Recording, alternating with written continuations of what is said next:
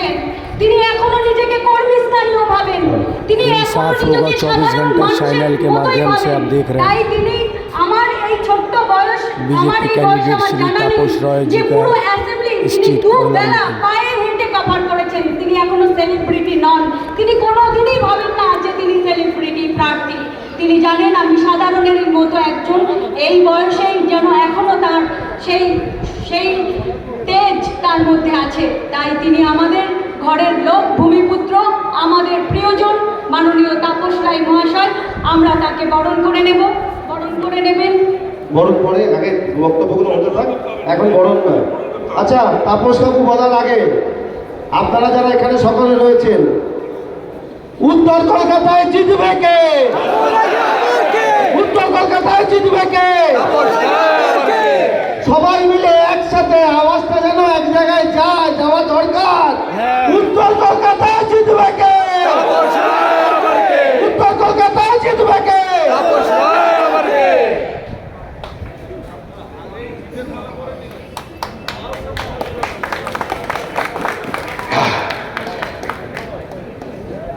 জয় শ্রীরাম। এরপরেই যে কথাটা আমার মনে পড়ছে, একটা বহু পুরনো হিন্দি সিনেমার গানের কলি, मैं क्या करूं राम मुझे बुड्ढा मिल गया। আমার দুই প্রতিপক্ষই বৃদ্ধ, অতিবৃদ্ধ। আজকে রবিবার, আমি এই পাড়ার ছেলে, কত বক্তৃতা দিয়েছি এই বসুমতী ব্যাংক অফ ইন্ডিয়া, কত লড়াই লড়েছি এই অঞ্চলের মানুষ জানেন 34 বছরের সিপিএম এর রাজত্বে। আজকে রোববার, পথ চলতি মানুষের ভিড় নেই, অফিস ফেরত মানুষের, বা বাজার বসেনি বাজারের লোকে, পুলিশের ভিড়টাও নেই। মাননীয় মুখ্যমন্ত্রী ওই রাস্তার মোড়ে 23 তারিখে মিটিং করেছিলেন। 3 দিন রাস্তার বাস বন্ধ ছিল।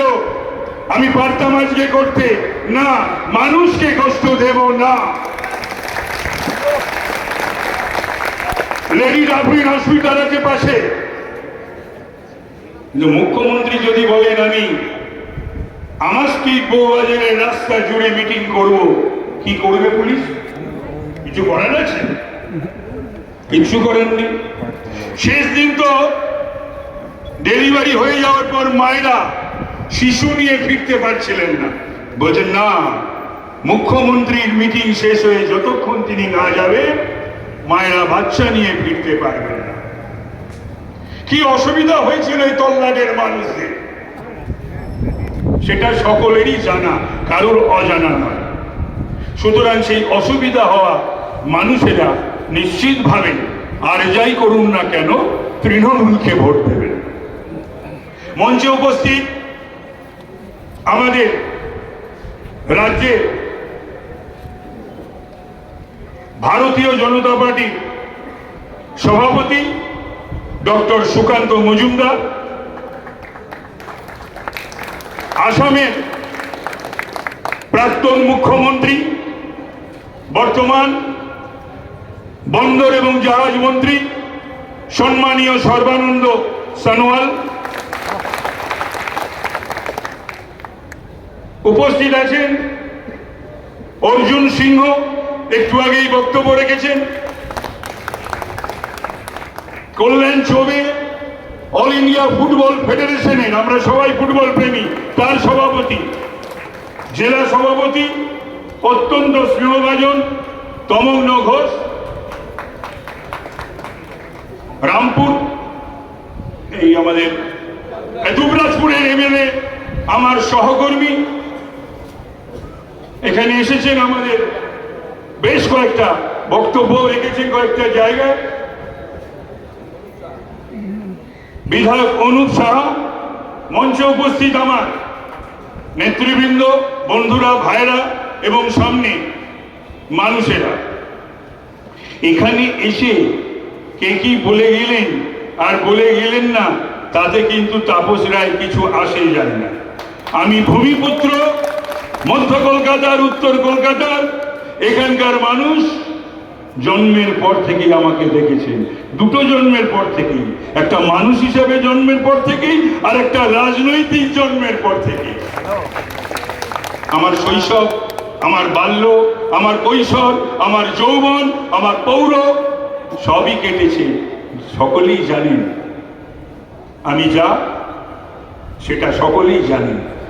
খারাপ লাগলো কি জানেন, যে মাননীয় মুখ্যমন্ত্রীকে তো আমি আনপার্লামেন্টারিয়ান টার্মিনোলজি ব্যবহার করতে পারবো না, অসংসদীয় ভাষা ব্যবহার করতে পারবো না, আমি তো তাকে মিথ্যাবাদী বলতে পারবো না, তবে নিশ্চয়ই বলবো তিনি একজন প্রতিষ্ঠিত অসত্যবাদী।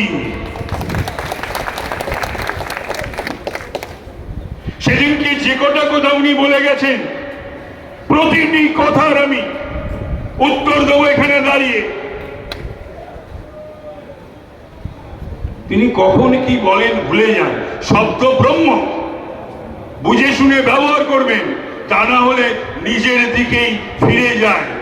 আর মানুষ এখন আপনাকে মোটামুটি বুঝে গেছে যে বিশ্বাসযোগ্যতা বা গ্রহণযোগ্যতা ছিল একটা সময় আপনার, তো আজকে বাংলায় আপনার সেই বিশ্বাসযোগ্যতা বা গ্রহণযোগ্যতা নিশ্চিতভাবেই নেই। তাহলে যেদিন আপনি মিটিং করলেন, কয়েকবার আমার কালী পুজো উদ্বোধনে এসেছিলেন, তারপরে তো সুদীপ ব্যানার্জি নিষেধ করে দেওয়ার পরে আসতেন না, তার থেকে বেশি ভিড় হতো আপনি যেদিনকে মিটিং করে গেছিলেন এখানে। মানুষ আর আপনার বক্তৃতাও শোনেন না, শুনতে চায় না। আমি ভেবেছিলাম যে একটা রাজনৈতিক বক্তব্য শুনবো, নির্বাচনী বক্তব্য শুনবো, না, আমি বসে শুনছি অনলাইনে, নোট নিচ্ছি। বলতে হবে তো আমাকে, হতাশ করেছেন আপনি, শুধু আমাকে নয়, সেদিন আপনার বক্তৃতা শুনতে যে কজন এসেছে সে কজনকেই আপনি হতাশ করেছেন। আপনি বলেছেন যে মোদিজি এক্স হয়ে যাবে, যদিও আপনি মোদিজি বলেননি। আপনাকে আমি অনুরোধ করব যে ভারতবর্ষের প্রধানমন্ত্রীকে মোদি মোদি করবেন না, এটা আপনার ঔদ্ধত্য, এটা আপনার স্পর্ধা। আপনি ভারতবর্ষের একটা অঙ্গ প্রদেশের মুখ্যমন্ত্রী, মোদিজি বলবেন, মোদিজি।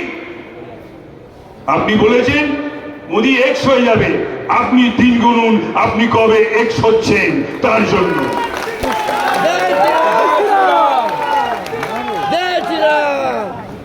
উনি সেদিনকে কিছু মন্ত্র বলে নিজেই বলছেন মন্ত্র নাকি ভুল বলি, আমার গলাতে বইতে রয়েছে। হ্যাঁ, আপনি মন্ত্র ভুল বলেন, সঠিক মন্ত্র আপনি বলেন, বহু সময় ভুল বলেন।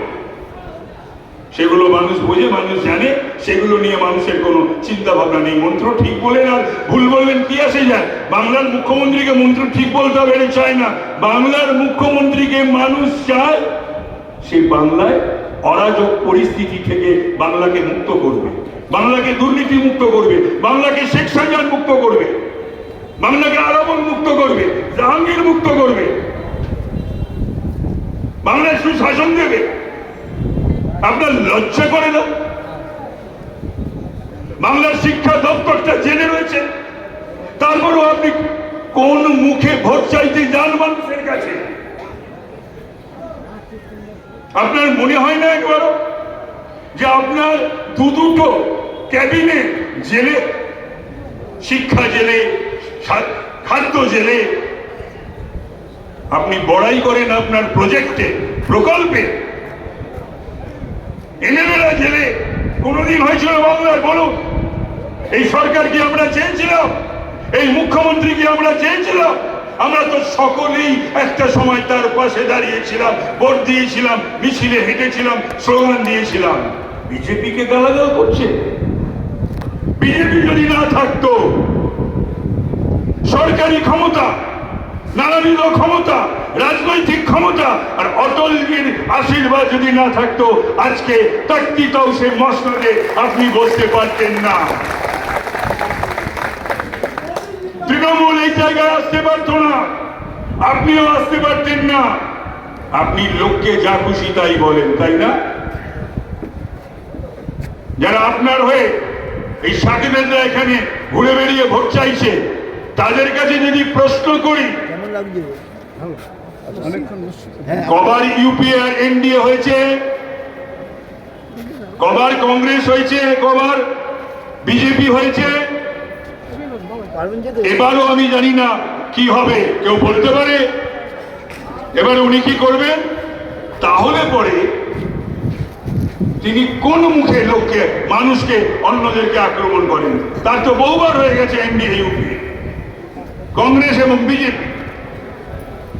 তারপরও তিনি এই কথাগুলো কি করে বলেন? তার মন্ত্রিসভা তো একটা জগা খিচুড়ি, কোন দল নেই। তৃণমূল নামটা তৃণমূল, গ্রাসরুট, আর সব টপকাচ্ছে ওপর থেকে।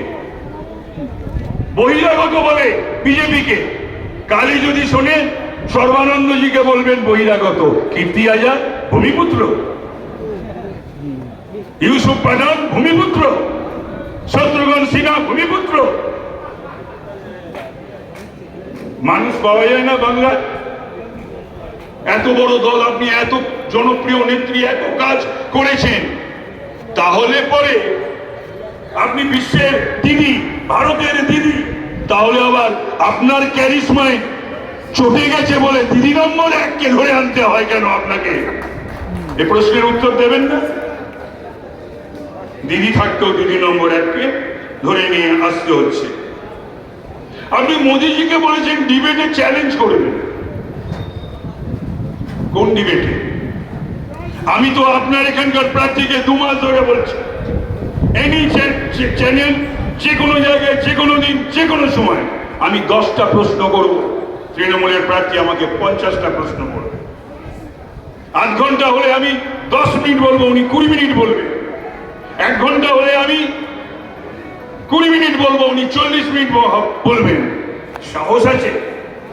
আপনি আবার প্রধানমন্ত্রীর সঙ্গে চ্যালেঞ্জ নিচ্ছেন। কেমন চ্যালেঞ্জ দেবেন আপনি? বিশ্বগুরু করতে চলেছে ভারতবর্ষকে।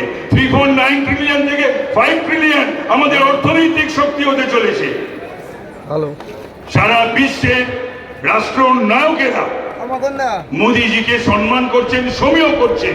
ইউক্রেন রাশিয়া নিয়ে চোখে চোখ দিয়ে তিনি যা কেউ করতে পারেননি, করেননি, তিনি বলছেন রাশিয়াকে এবং ইউক্রেনকে। আপনি বলেছেন প্রার্থীর বিরুদ্ধে, এখানে দাঁড়িয়ে বলেছেন কিছু বলবেন না। আরে আপনার বলার থাকলে তো বলবেন, বলবেন না কেন? কিছু বলার যদি থাকতো আপনি বলতেন আমার সম্বন্ধে। আপনি বলেছেন সুদীপ ব্যানার্জি 1.5 বছর জেলে ছিল, জেলে থাকার কাজ করেছিল বলে জেলে। অবশ্য 1.5 বছরটা আপনি বাড়তি বলেছেন, 136 দিন জেলে ছিল, স্বাধীনতা সংগ্রাম করে জেলে ছিল। Freedom fighter. শুধু আজ নয়, হাত পাকিয়েছে অনেক ছোটবেলার থেকে। 50 বছর আগে ফিরে যান আজ থেকে। সেই সময় কংগ্রেসের রাজত্ব ছিল। হুইট ব্র্যান্ড স্ক্যাম, ভুসি কেলেঙ্কারি ছিল, তারও নায়ক। আর আজকে রোজ ভ্যালিরও নায়ক। অর্থাৎ উনি গোল্ডেন জুবিলি সেলিব্রেট করতে পারেন ওনার করাপ্টেড লাইফের করাপশনে। আপনি আনুগত্যের কথা বললেন, তাড়িয়ে দিয়েছিলেন কেন 6 বছরের জন্য? অনুগত বললেন। হ্যাঁ, আপনি বলেছেন যে বিদ্যাসাগরে আমরা খুব সতর্ক। পরশুদিন প্রধানমন্ত্রী আসছেন, সবাইকে সতর্ক থাকতে হবে। আমি কলকাতা পুলিশকেও বলবো, তার কারণ বিদ্যাসাগরের মূর্তি যে ভেঙেছিল তাকে আমি জানি, আমি চিনি, 38 নম্বর ওয়ার্ডে থাকে এবং তৃণমূলের প্রার্থীর সঙ্গে ঘুরে বেড়াচ্ছে। বিজেপি ভাঙেনি, মিথ্যা কথা।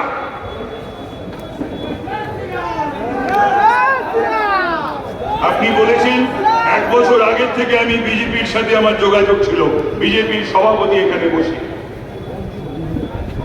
আপনি নিজের মতন করে সকলকে ভাবেন।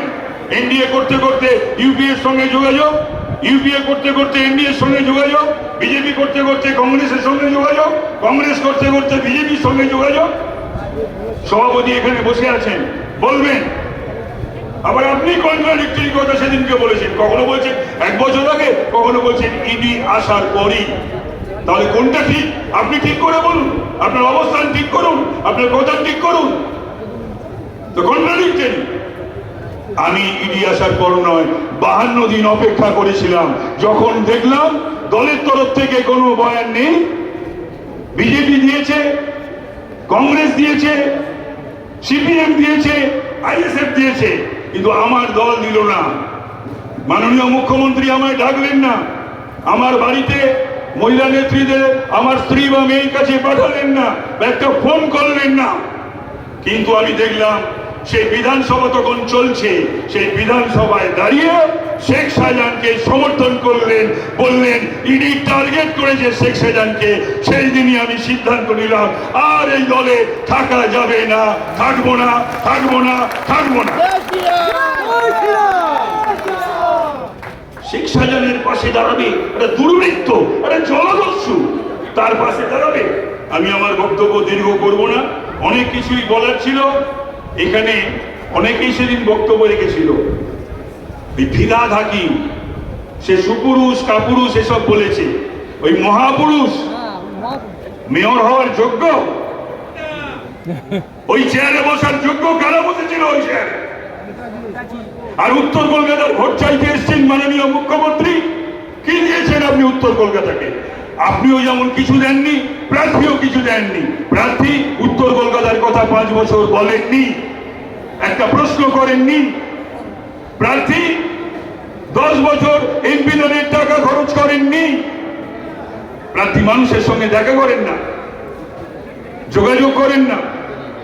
আর আপনি সবকিছু দক্ষিণ কলকাতা কেন্দ্রিক। দক্ষিণ কলকাতাকে আপনি 3 বার মেয়র দিয়েছেন, 3 বার চেয়ারম্যান দিয়েছেন, 1 ডজন মন্ত্রী দিয়েছেন। আর আপনি উত্তর কলকাতার মানুষকে ব্যবহার করবেন, ভোট চাইবেন, একবারও মেয়র নয়, একবারও চেয়ারম্যান নয়। আর এখন শুধু শশী টিম করে জ্বলছে। একটা মন্ত্রী সাধন পান্ডে মারা যাওয়ার পরও আরেকটা মন্ত্রী হয় না উত্তর কলকাতায়। উত্তর কলকাতার মানুষ তো আপনাকে ভোট দেবেন। আর ফিরহাদ হাকিম কি বলে 21-এর ইলেকশনে, যে ডন পত্রিকা সাংবাদিককে যে আসুন আপনাকে ঘুরিয়ে দেখায় গার্ডেন রিচ, এটা একটা ছোটখাটো পাকিস্তান। সেই সুর ধ্বনিত হচ্ছে ভরতপুরের এমএলএ এর মুখে। হুমায়ুন কবির কি বলছেন? বলছেন যে আমরা 70% মুর্শিদাবাদে, 30%কে ভাগীরথীর জলে ফেলে দেবো। শুনতে হবে এটা ভারতবাসী হিসাবে, বাংলার মানুষ হিসাবে। তারপর তাকে গ্রেপ্তার করা হয় না। আমি রাজাবাজারে যখন প্রচারে যাচ্ছি, সেখানে বলা হচ্ছে আমাকে কসাই মহল্লায়, মুসলিম মহল্লা মে ঘুষা কিউ। এর আগে 12টা নির্বাচন আমি লড়েছি, এটা আমার 13th ইলেকশন।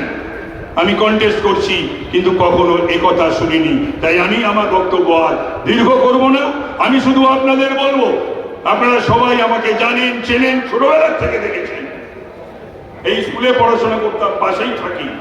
আপনারা এই যে 1 জুন, এই 1 জুনে আপনারা আমাকে পদ্ম ফুলে ভোট দিয়ে একটা পদ্ম ফুল মোদিজির হাতে তুলে দেবেন। আর মোদিজি 100টা পদ্ম ফুল ভারত মাতার চরণে নিবেদন করবেন। আর আমাকে 5 বছরের জন্য আপনারা সেবা করার সুযোগ করে দেবেন।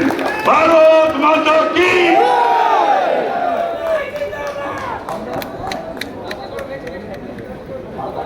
হ্যালো, আমি মাননীয় রাজ্য সভাপতিকে